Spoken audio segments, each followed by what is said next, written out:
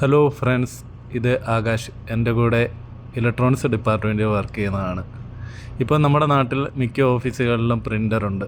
പ്രിൻ്ററിലെ ink change ചെയ്യുന്നതും paper ജാമായാൽ അത് എടുത്തു മാറ്റുന്നതുമായ കാര്യം വെറും നിസ്സാരമായ ഒരു കാര്യം, അത് മനസ്സിലാക്കി തരാൻ വേണ്ടിയാണ് ഈ വീഡിയോ. ആദ്യം തന്നെ അതിൻ്റെ മുകളിലിരിക്കുന്ന പേപ്പർ മാറ്റിയിട്ട് അതിൻ്റെ സൈഡിൽ കാണുന്ന ഈ പുഷ് ബട്ടണിൽ അമർത്തി അതിനകത്ത് കാണുന്ന ഈ സ്റ്റീൽ അതിൽ പിന്നിലേക്ക് വലിച്ച് അതിനുള്ളിൽ കാണുന്ന ആ പേപ്പർ നമുക്ക് പതുക്കെ തന്നെ എടുത്തു മാറ്റാവുന്നതേ ഉള്ളൂ.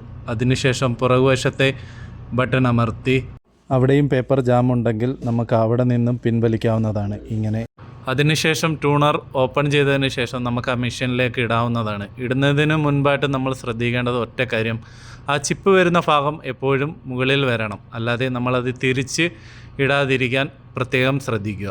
ഇട്ടതിന് ശേഷം ചെറിയ ഒരു പുഷ് കൊടുക്കുക. ഓക്കെ ആയി കഴിഞ്ഞു. ഇനി ഡോർ അടച്ചതിന് ശേഷം നമുക്ക് പഴയതുപോലെ തന്നെ ട്യൂണർ ഉപയോഗിക്കാവുന്നതാണ്. ഇത് മിക്ക ആൾക്കാർക്കും അറിയാവുന്ന ഒരു വീഡിയോയാണ്, അറിയാത്തവർക്ക് വേണ്ടി മാത്രം.